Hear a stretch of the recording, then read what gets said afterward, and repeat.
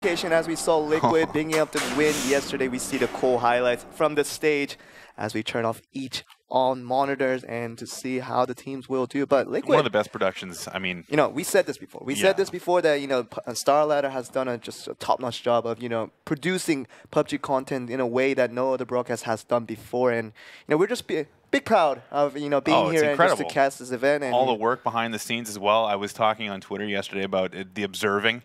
There's just 20 people in a back room. They do a little like a little countdown before every match. They have a little cheer, and the next thing you know, they're just screaming at each other. Exactly. Going from spot to spot. But speaking of which, we have the first plane coming in for our show match here. The show match not impactful on the overall standings, but is just a little bit of a warm up, if you would say that, for teams to kind of get used to each other in third person.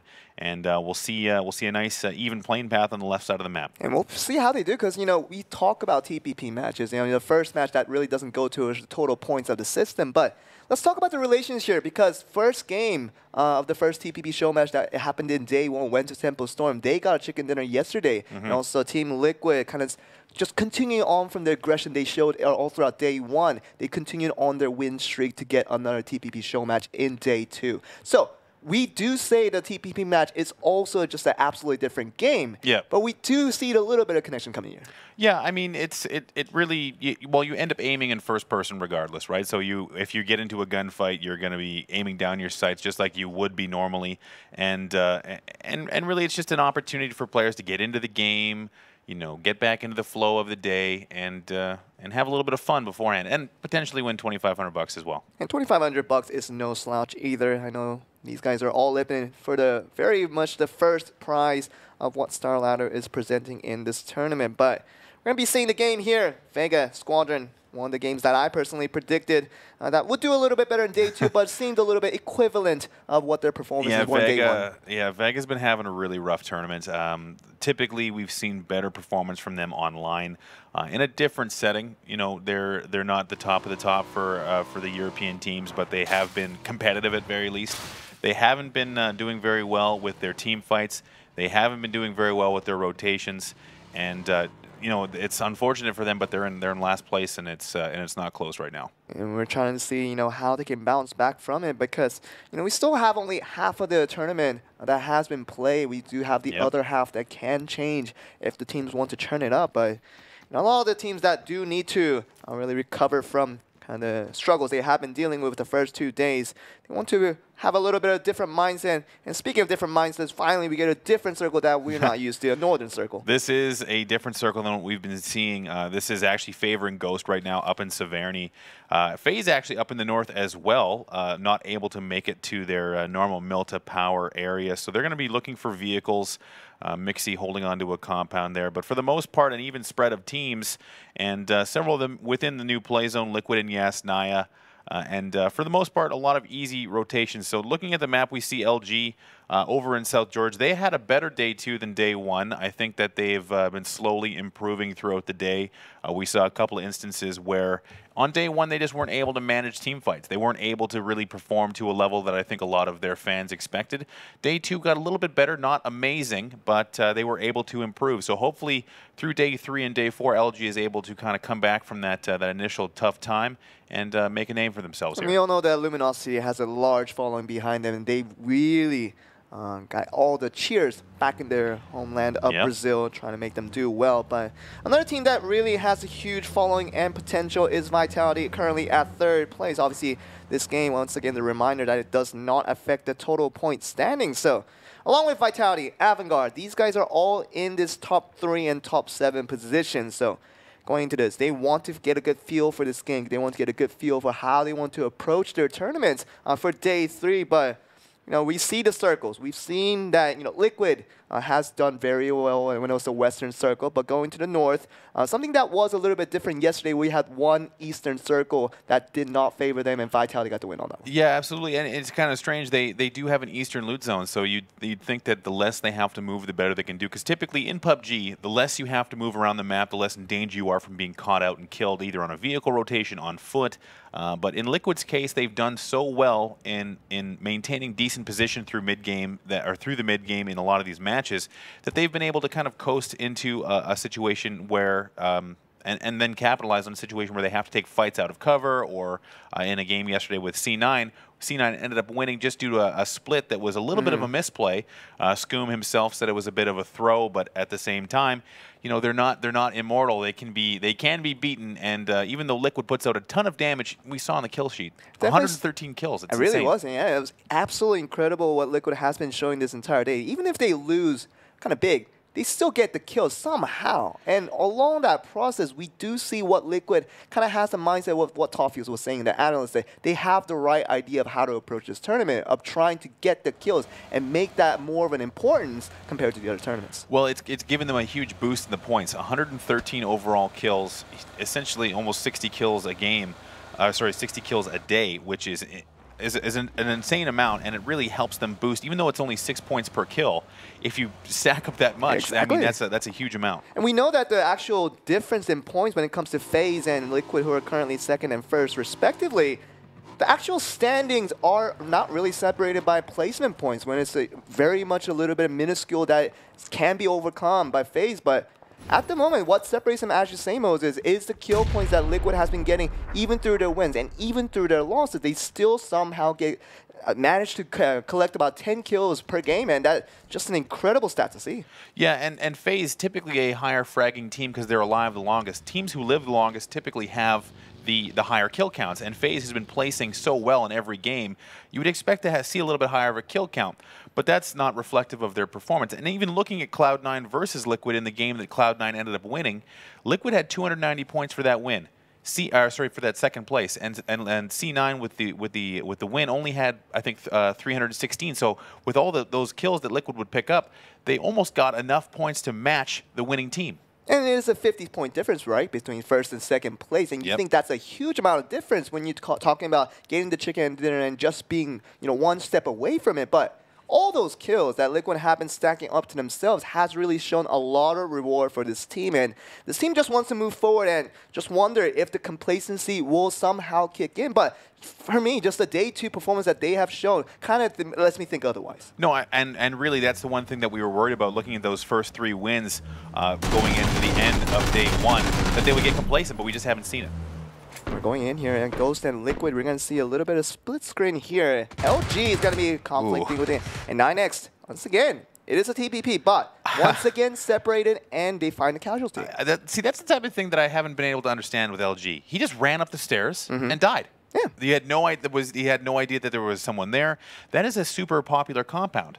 I mean, even if LG had literally no idea that they were there, they have to know that there's going to be players at the north end of the map. And you talk about, you know, driving in open fields, driving in open roads in very popular cities, even though the playing path is not really far away from it. Just all these dangerous plays that Luminosity has been showing ever since day 1 that has not been fixed, even in this TPP match. What does that mean just going forward for how they should approach it? Well, it's their pathing. Their pathing is poor. They drive through Razak, you know, in the middle of the map and get killed on the back of a buggy. It's just something that you see in pub play. It's not something you see in competition, where teams are very aware of pathing through rotations.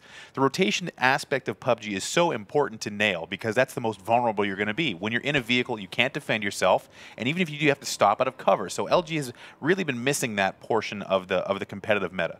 And we have been talking about, you know, staying as for kind of the important thing of what we've been seeing as the kind of the important point of reaching you to your highest percentage of win potential. But, you know, Samty does come to a knock here, but Liquid, they have been one of those teams that have stayed as 4, maybe 3 at the minimum for most of these late games, and I think that's what translated into many of the wins that you got. Absolutely, and really the way that teams position themselves when it's coming to team fights, having that very tight group of people together means you can win trades. So when I talk about trades, I mean that when you down a player, the other team can then finish it. Or if you have a situation where it's a 4v4, you want to come out ahead and win a trade. So maybe 2 players of yours go down, but you wipe all 4, and even still 2v1, 1 player goes down, the other finishes. So winning trades only happens when you're moving together as a team. Right. We've seen it with TSM. They're a little bit too far apart. They don't win their trades, and they end up losing a gunfight. And that's the team I wanted to talk about next, because you did make a point that 2-2 split, when it does work, it works. But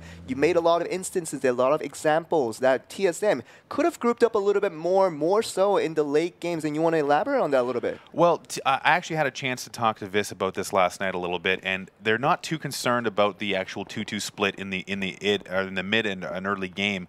But when they are coming together as a team to fight, they have a little bit too much dispersion. Now, this is my opinion. I don't think that that TSM is doing a particularly bad job in a lot of instances, but they only got punished once for that 2-2 split, and I think they're still comfortable with that strategy, but it hasn't really been leading to success. It really has to get the chicken dinner. I'm sure that's what TSM has been going for ever since the very first game, but obviously TSM hasn't gotten a single chicken dinner throughout the half of the tournament so far, so second half kind of in our tracks here. We'll see how they do, but Avantgarde, another team that really needs more chicken dinners, because coming off a win and a championship of Katowice from last week, they have shown so much potential. And like we talked about it with the producer just a little bit, kind of about Avantgarde and what they represent in this specific tournament with StarLadder, because that 1.0 AR setting that has been a little bit different to many of the tournaments they have participated in the past. How does that affect such an aggressive style that Avantgarde really proposes? Well, Avantgarde hasn't been able to get comfortable. They haven't had that time to get the ammo, get the weapons that they need.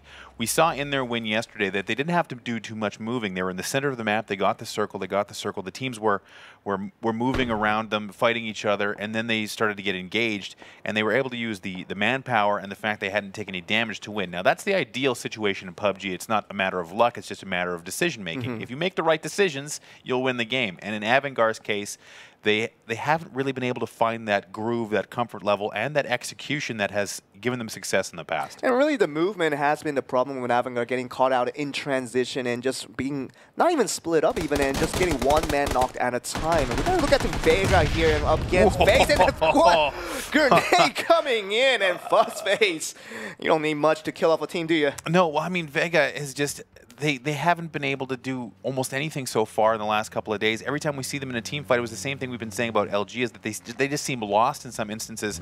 Looking at the way this fight just played out, they had a split. Faze started shooting. Vega just seems to turtle. They didn't have any peaks. They're not showing confidence. And Faze is very much a second-place team right now, very close to the first of Liquid, and they have been a very prominent team in online tournaments and offline just as equally, but just comparing the skill level of Faze Clan and Vega Squadron, do you think that has an effect on instances like this when they have pretty equal positions?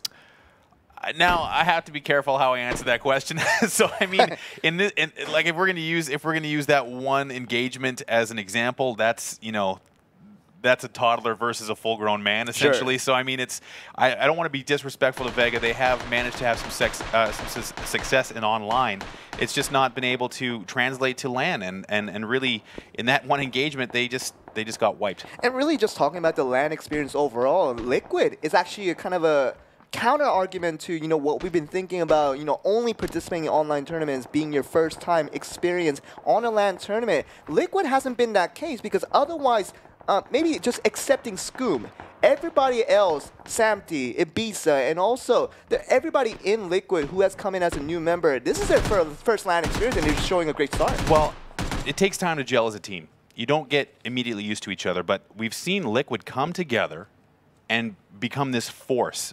Jeems, Ibiza, just fragging out of their minds all the time. So even Samty, as a support player, Toffees was saying it on the desk, has been having a tremendous amount of success.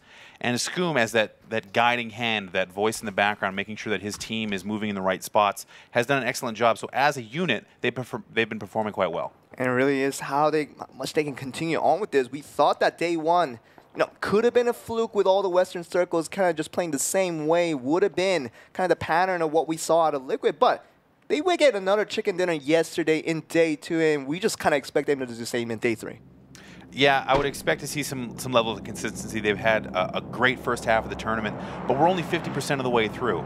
I can't anticipate whether or not that their success will continue as crazy as it was in day 1. Day 2 was very consistent as well, but the one thing we have seen is that Liquid is putting out a ton of damage at all times, and their kill count is out of control. And right now, we're halfway done through a tournament. We do have a second half of coverage that we're trying to see how the tables will turn if the other teams decide to turn up. But first two, Faze and obviously Liquid at the very top, they're running away with points, and Vitality are very, very close to them. But how do you see the team dynamics going forward? Because some of the other teams, they're so far away from the top of the leaderboard.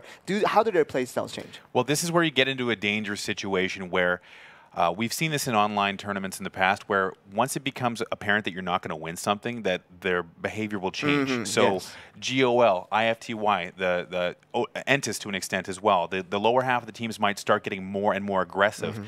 And if that's the case, they could potentially ruin the games for teams like Liquid, Faze, even Vitality. Vitality has been having a low-key good tournament, but just haven't been able to convert on some of the games that they might have won.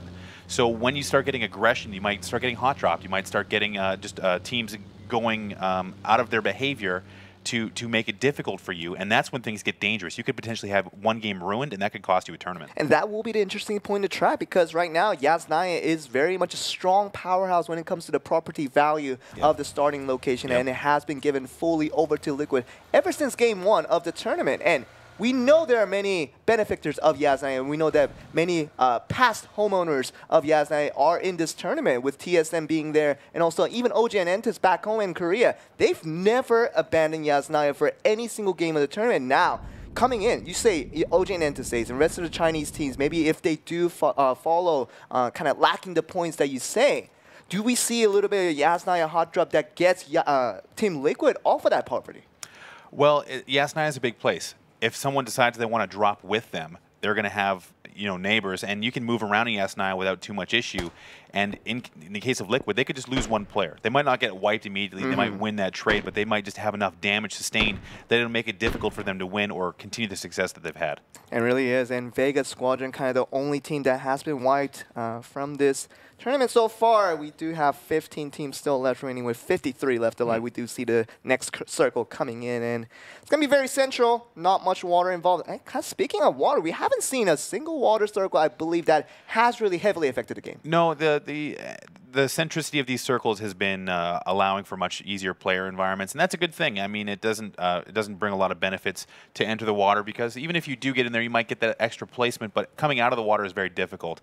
And the way that the tournament has played out so far has been excellent as far as I'm concerned regarding the circles. And Avantgarde here is keeping that same position they did about 5 minutes ago. They're still, seems like they are in the save. Yes, they are, but coming in, they want to have a little bit of statements made with all the aggression that has been kind of missing when it comes to the StarLadder tournaments that has been there in Katowice. So, I'm sure they feel great off of that championship win from last week, but they just want to continue on their glory and try to find more success. Yeah, I mean, winning feels nice. You definitely like to win, right? So in Avantgarde's case, that's where maybe we are seeing a little bit of complacency. Where maybe they had expectations just to kind of come into this tournament and show, like, hey, we just won a major tournament.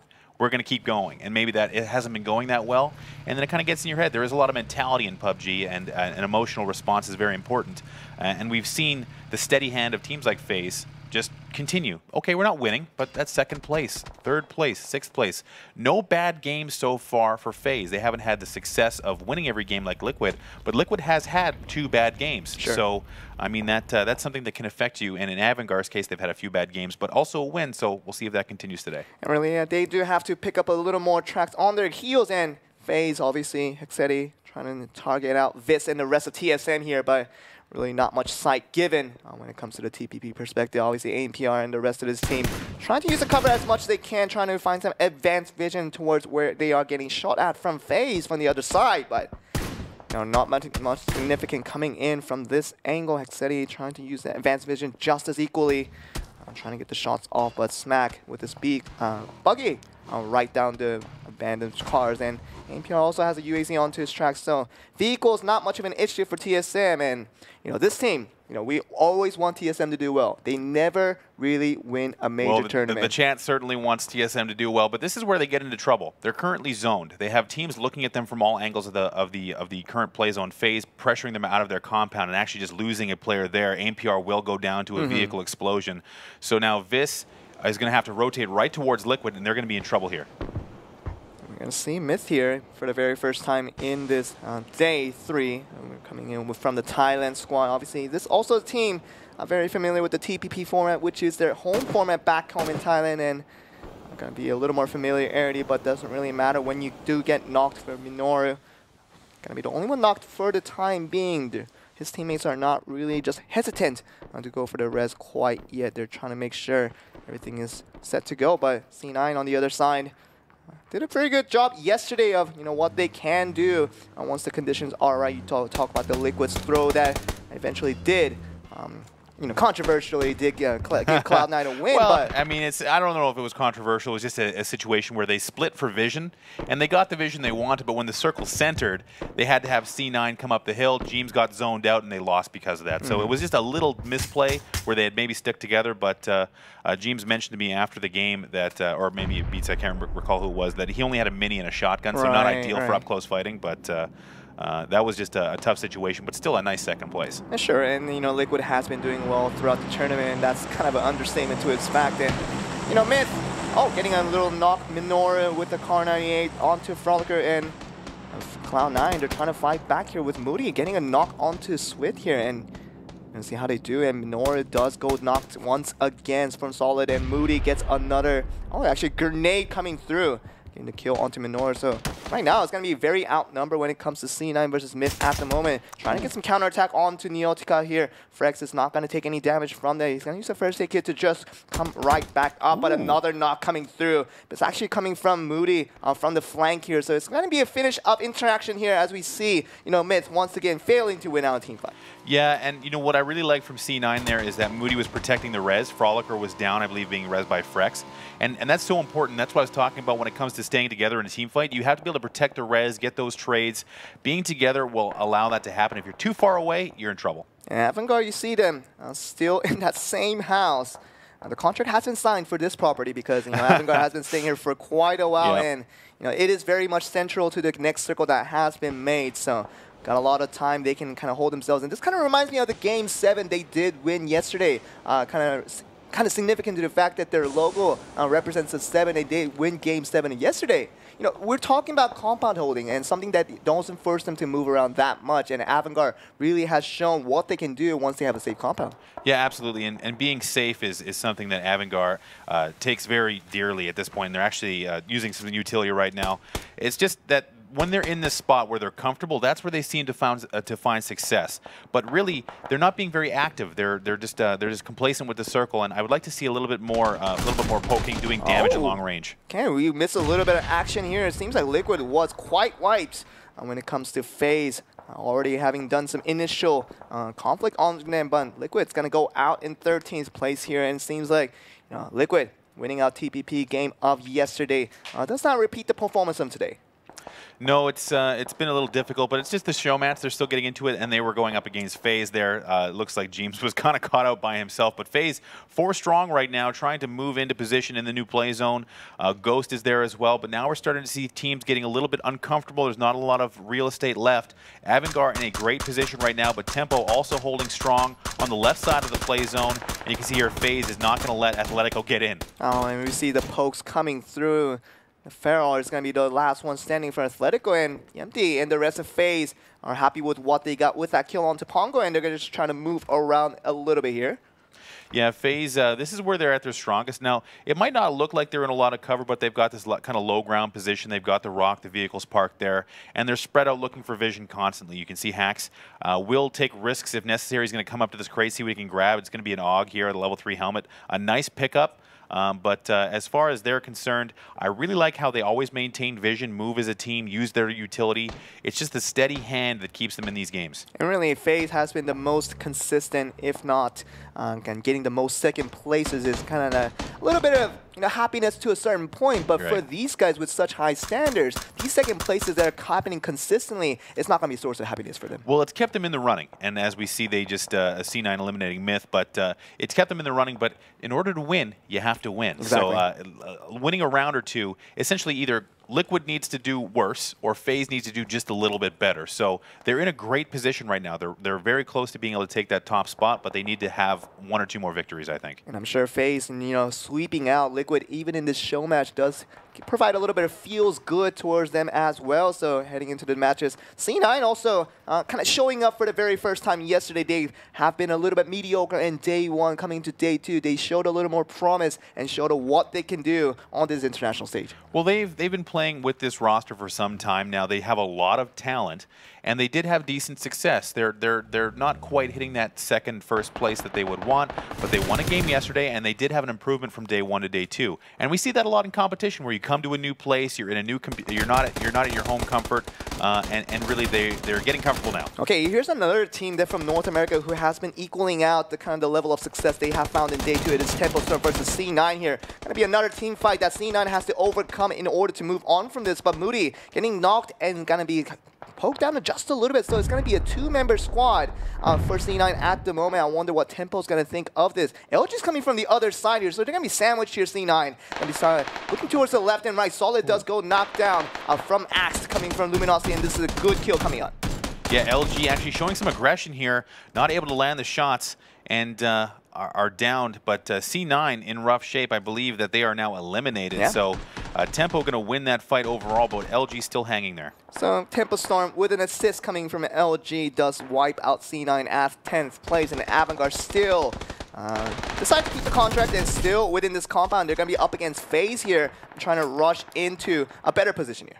Yeah, Avantgarde's definitely had the benefit of the circle so far. They have what I would consider the best spot in the new zone. Faze now having to group up around this tree. This is where they start to get in a little bit of trouble. So Avantgarde spending a lot of time in the scope right now. Very interested to see what Faze is going to do. We see a 2v2 split when it comes to Faze, kind of rotating Fuzzface and Xeti on the vehicles around the circle. IFTY is going to be very close to them as well, so they have to be careful how they move around. You still see Mixi and also Yemdi trying to hide behind this tree all to themselves, and really not much of a cover when you have such a wide, such a narrow point of area. Yeah, there's nothing they can really do right now. Faze is definitely pinned there. I don't know if they're going to be able to survive this, because there's a lot of teams coming into the new play zone with a lot of vision towards them all around where they're at. So they're going to have to do a lot to hold their position, but you can see them going down in the kill feed. I don't think it's going to happen for Faze this game. So we saw the allies coming in from Tempo Storm and also the LG, who did help each other in killing off C9. They're going to be enemies very soon because they're very, very close to each other. But going back to Faze here, a 2-2 split. What does this represent when you're trying to kind of be pinned down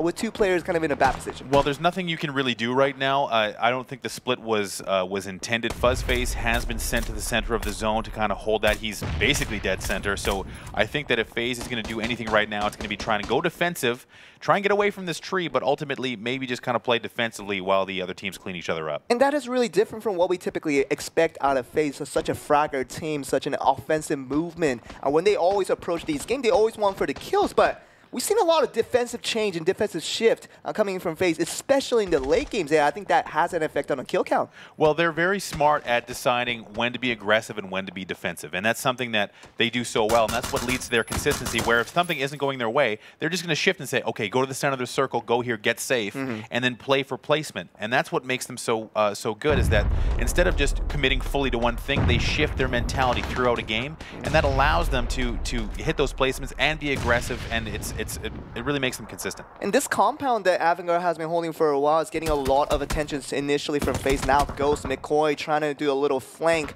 kind of extend the scout onto where Vanguard might be, and definitely does spot them with all the gunshots coming forward. Now McCoy does step a little bit back and gives off the information to the rest of his teammates, trying to find out the best strategy to approach this.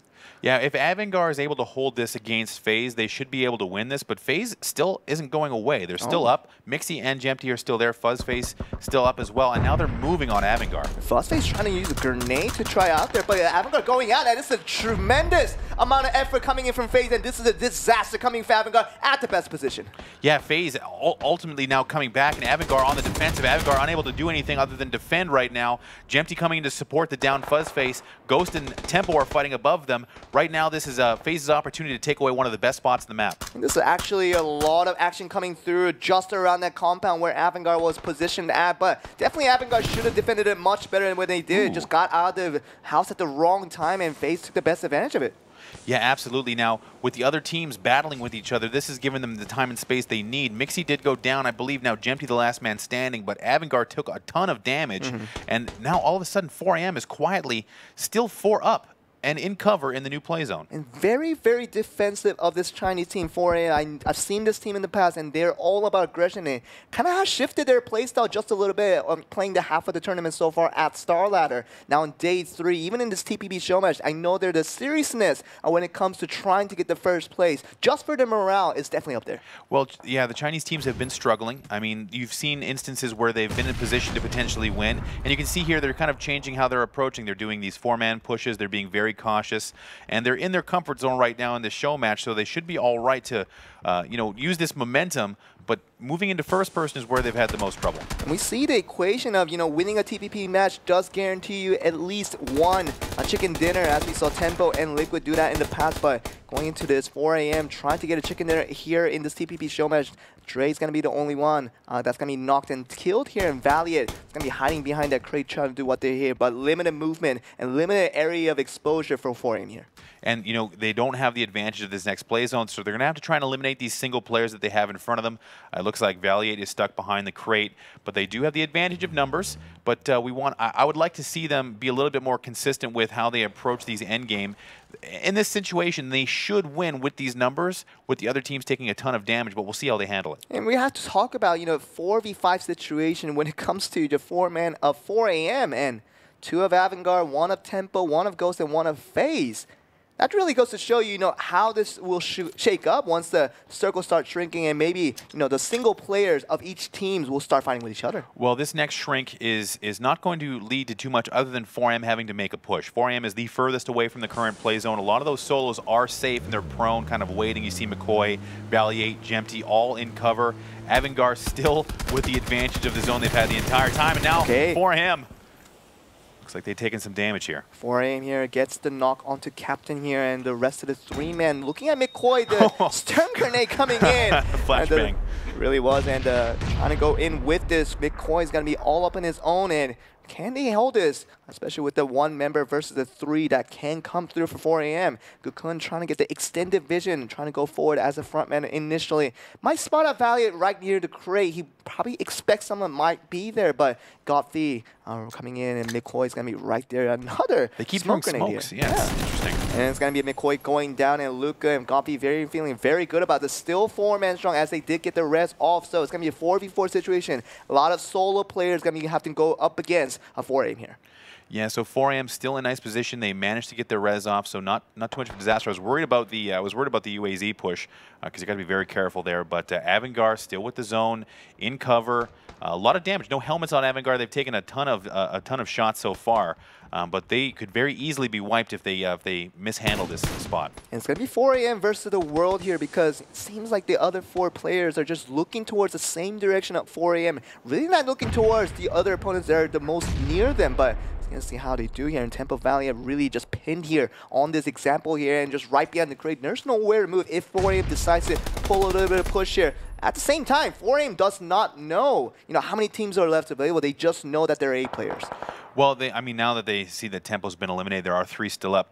Yempty is in a decent spot here. He doesn't have to move just yet, but he does have a nice flank on 4AM. But he's not going to be able to do anything because he'll be able to turn on him. Look at the next circle, though. If they can get Avantgarde displaced out of that building, that's when Yempty might want to jump out. But at this point, he's secured his team in 3rd place. This is what Faze is so good at, that steady hand, going defensive when necessary, and now they're in the top 5 once again. And Yempty just kind of sitting still as the others die out, and suddenly from 5th, they jump all the way up to at least a 3rd. So Avantgarde, I should say, Drainies and Mumino, once they do escape the building where they have to, Yempty's going to be there to fire right at him.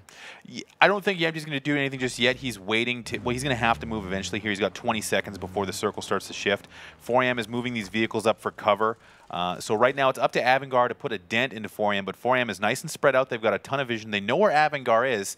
The utility's getting primed, and we'll see how they manage this. We'll see if Avantgarde tries to do a little bit of push here, because it essentially could be Yempty helping 4AM to get a very easy 1st place, as they still are 4 4-man strong against the 3 members of the other teams. But Avantgarde, they have to escape very soon. The circle is slowly starting to creep here, and even Yempty has some. Oh, just that one tick of the blue circle does a lot of damage, and it's gonna be Yempty going down. So it's gonna be Avantgarde versus the 4 squad man of the 4 angry man. You see here, Godfrey and the rest of the main, they're just ready to knock out. Who is coming out? Moving up, going down. It's gonna be eventually going down. They're just Drainy's trying to pull off the miracle here, but in the end, it's gonna be Drainy's going down with 4 AM, picking up the very first chicken dinner of the tournament. Obviously unofficial to the fact that it's a TPP match, but still congratulations to these guys. Yeah, I mean it's $2,500. It's got value.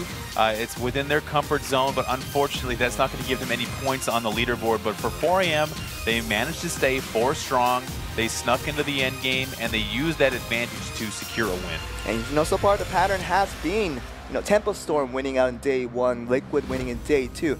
Both of these teams, they won in TPP, but they also won at least one chicken dinner in the actual tournament. So 4 AM, obviously, let's not make direct connections, but let's talk about it just a little bit to the fact. 4 AM, as a TPP team that just won this match, do they have the potential to win an FP match? But there's a chance for everything. I mean, they could definitely come back and win if they use that momentum, if they kind of use some of the lessons they learned, staying 4 strong, moving with a purpose, using their utility in the end game. All these things kind of that the European teams have shown so well. They need to start